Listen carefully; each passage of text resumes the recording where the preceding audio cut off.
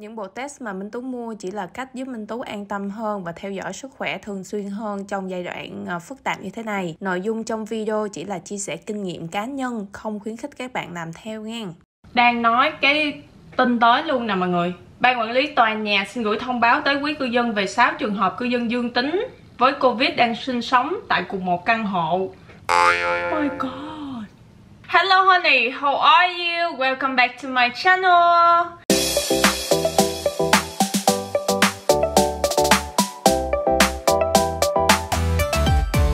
Thời gian vừa qua cũng như là hiện tại thì tình hình dịch nó diễn ra khá là phức tạp.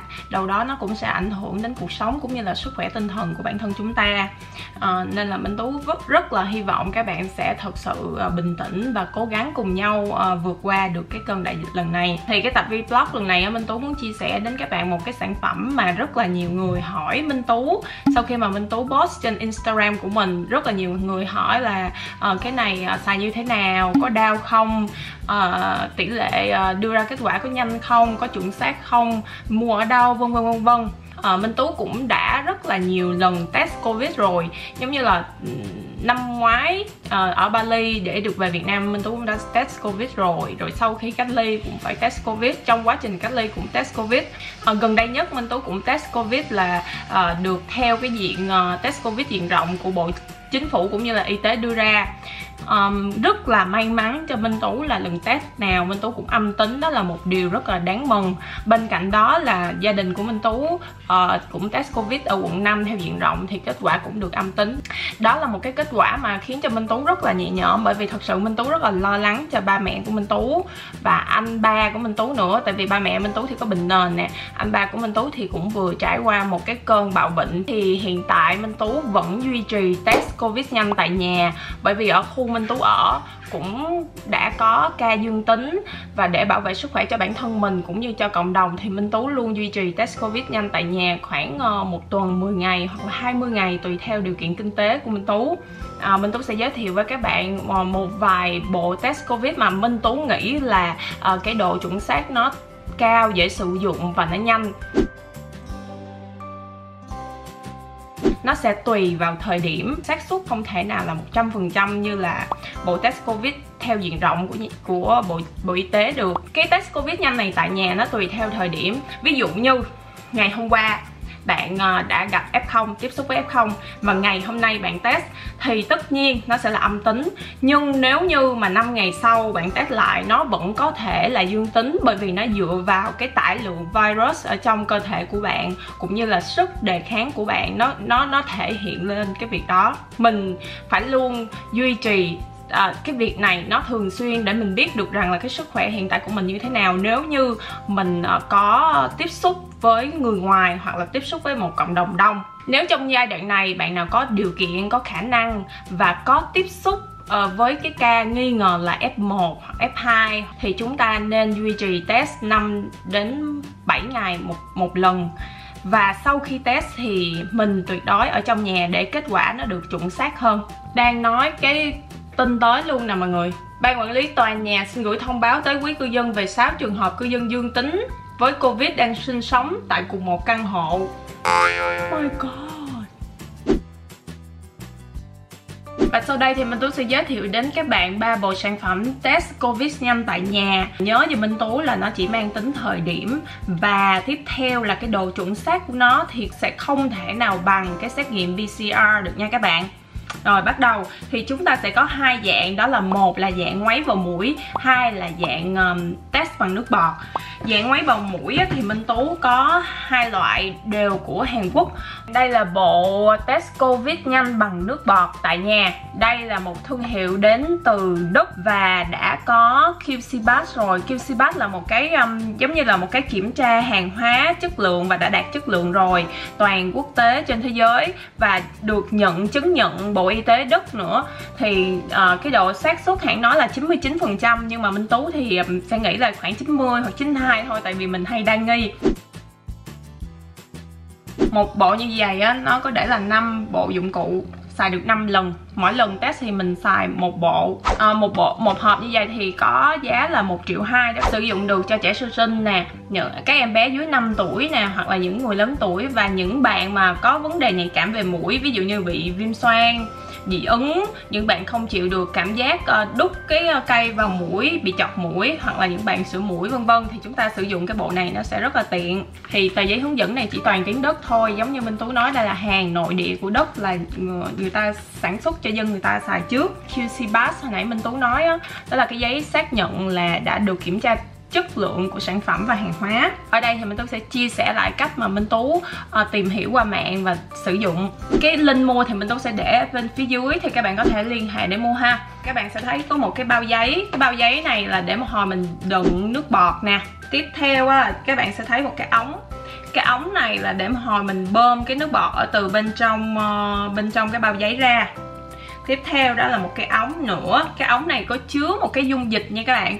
Thì cái dung dịch này là một hồi nữa mình bơm nước bọt vô đây để mà mình test đó. Đây, cái dung dịch.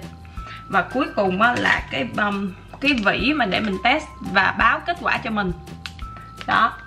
Rồi bây giờ bắt đầu chúng ta sẽ vô test. Thì các bạn nhớ vệ sinh sạch sẽ tay chân của mình ha. Tiếp theo là chuẩn bị cho mình một ly nước. Nhớ không có đánh răng nha các bạn. Mình chỉ uống một ngụm nước.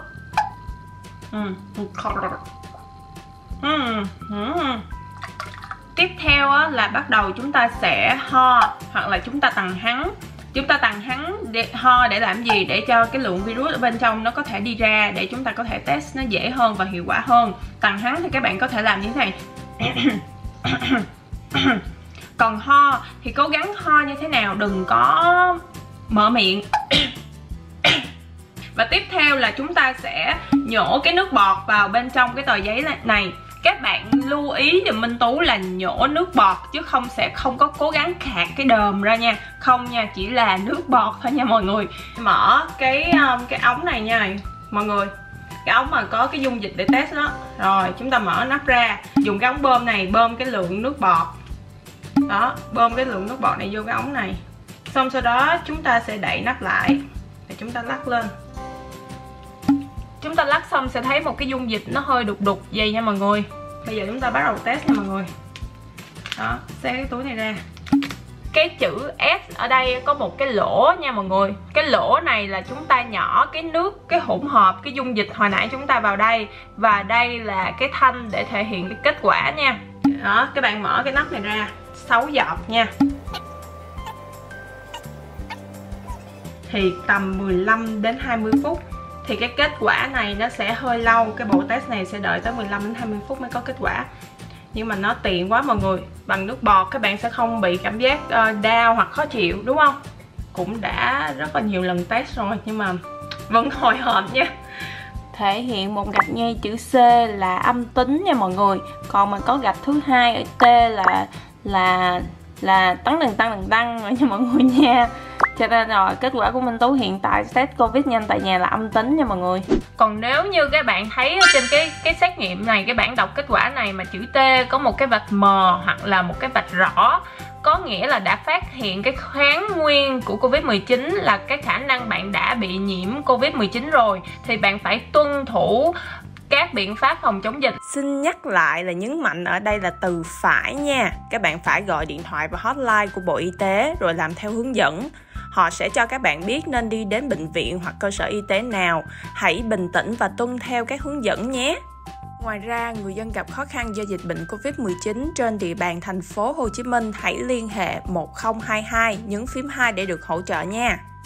Nếu như các bạn hay vạch thì các bạn làm ơn bỏ vô cái bao kit dùm Minh Tú, thắt chặt lại, bảo quản kỹ và đem đến cơ sở y tế gần nhất để mình làm xét nghiệm PCR và mình gửi cái này cho người ta coi. Còn các bạn nào mà không có chỉ có một vạch thôi, không có phát hiện kháng nguyên, thì các bạn bỏ vô bao, đóng kỹ lại, cột chặt lại, bỏ vào túi ni lông và bỏ vào thùng rác giùm Minh Tú ha. Cố gắng gói kỹ và đem bỏ. Test Covid chọc mũi của Hàn Quốc, cái bộ màu hồng này là một trong những bộ đầu tiên. Đây là test Covid nhanh tại nhà ha. Một hộp như thế này thì bên trong sẽ có 2 bộ, là sử dụng được 2 lần đó các bạn. Giá nó sẽ rơi vào khoảng 800 đến 900 ngàn một bộ ha. Bên trong thì các bạn cũng sẽ thấy một cái bảng hướng dẫn. Ngoài hình ảnh ra thì các bạn nhìn hình ảnh thì cũng có thể hiểu sơ sơ nè. Toàn là tiếng Hàn Quốc thôi, tại vì đây là hàng nội địa, người ta sản xuất cho nước người ta xài, người dân xài, thì mình không hiểu. Nhưng mà nếu như mình muốn hiểu thì mình sẽ có rất là nhiều cách. Nôm na mình tìm trên mạng ha. Cái hình số 1 nhìn là biết rửa tay rồi đúng không? Đây, hình số 1.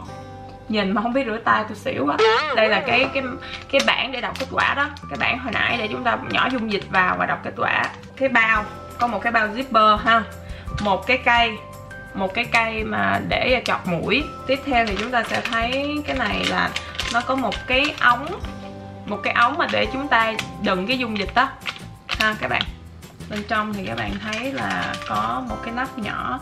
Cái nắp này là có một cái vòi nhỏ để một hồi chúng ta nhỏ cái dung dịch vô cái bảng test ha. Cái ống này ở bên trong nó có chứa một cái lượng dung dịch này các bạn. Đó, đây là cái dung dịch để một hồi chúng ta test với cái dịch mũi của chúng ta đó ha.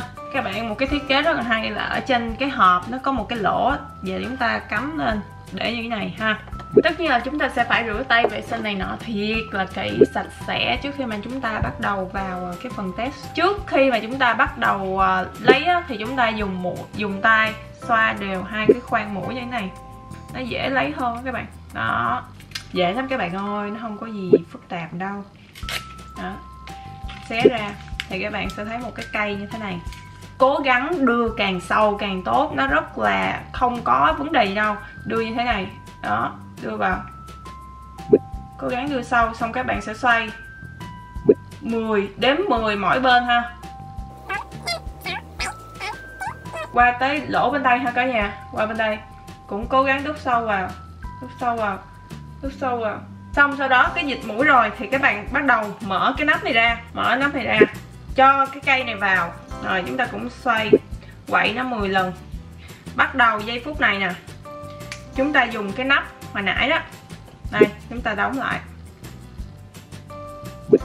Cũng như vậy, chúng ta xé cái bao cái bảng test ra. Đó, cũng là có một cái lỗ để chúng ta nhỏ dung dịch vào và cái đoạn đọc kết quả.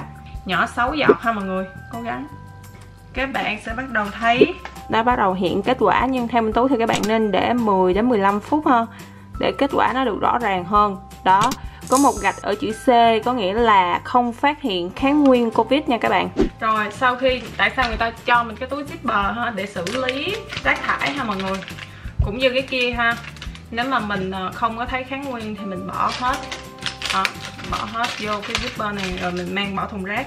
Còn nếu như có kết quả mà mình có kháng nguyên Covid thì mình nên giữ cái bản kết quả đó lại và đi đến bộ cơ sở y tế gần nhất để mình thực hiện làm xét nghiệm PCR nha mọi người.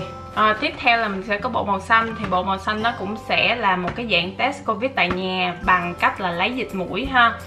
Thì cái bộ này gồm có 2 phần, lấy kết quả, đọc kết quả từ 15 đến 20 phút luôn.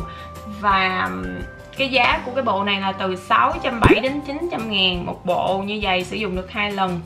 Thì Minh Tú sẽ không làm lại nữa tại vì uổng tiền quá. Đó, thì đã tương tự thì cái cách kia, cách lấy mũi và cách nhỏ giọt thì nó cũng y chang như vậy thôi. Nên là có gì nếu các bạn tìm được mua sản phẩm nào thì mình cố gắng tìm hiểu thêm thông tin ở trên mạng cũng như là tờ giấy hướng dẫn để mà mình biết thêm thông tin và cách sử dụng ha. Bộ Y tế cũng đã công bố danh sách các sinh phẩm, trang thiết bị y tế chuẩn đoán xét nghiệm test nhanh virus COVID-2 gồm 8 loại, trong đó có 7 loại được nhập khẩu và 1 loại được sản xuất trong nước. Ngoài ra, Minh Tú cũng muốn lưu ý các bạn rằng là cái độ mà phát hiện cũng như là kiểm tra của cái Covid test nhanh này sẽ phù hợp cho những cá nhân ở nhà nè, không đi ra ngoài nhiều và không có tiếp xúc quá nhiều, hoặc là tiếp xúc gần những cái ca mà nó có nguy cơ bị bệnh.